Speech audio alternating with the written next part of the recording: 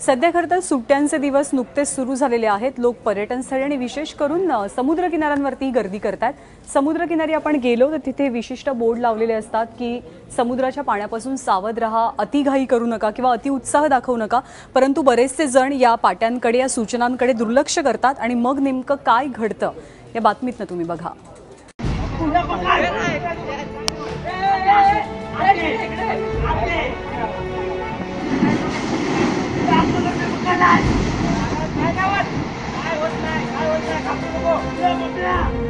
कराडहून कोकणात पर्यटनाला आलेल्या तरुणांचा अतिउत्साह जीवावर बेतला असता,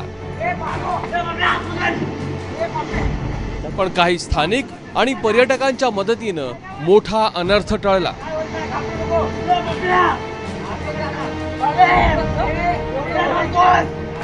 गुहागरच्या किनाऱ्यावर कराडचे तरुण फिरायला आले होते।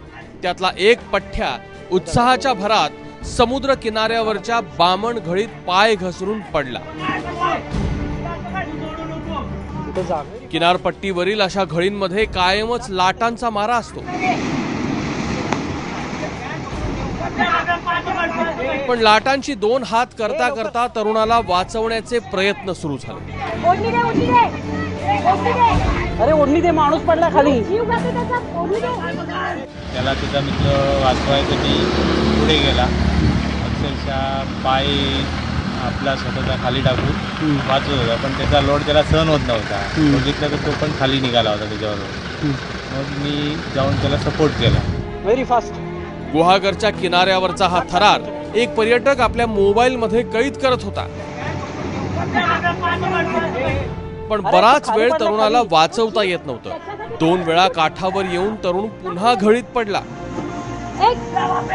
लेडीजने ओढणी दिली आणि ती ओढणी टाकली, ती पुरत नव्हती, तर आणखी दुसरी एक मुलगी जात होती, तिच्याकडून ओढणी मागितली आणि ओढणीला गाठ मारून मी टाकली ओढणी खाली। तेवढ्यात समुद्राची एक लाट आली अशी, आणि पाणी वरती आल्यामुळे तो जो दुसरा मुलगा होता त्याच्या हाताला त्याचा हात पकडला त्याने।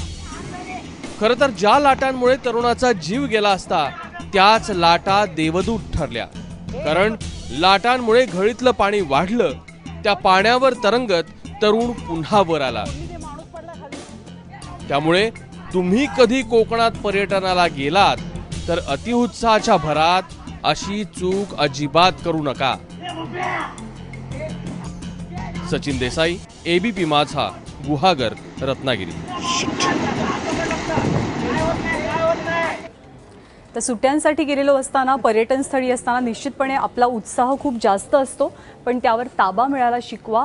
असे अतिउत्साही प्रकार करू नका ज्यामुळे तुमचा जीव धोक्यात येऊ शकतो।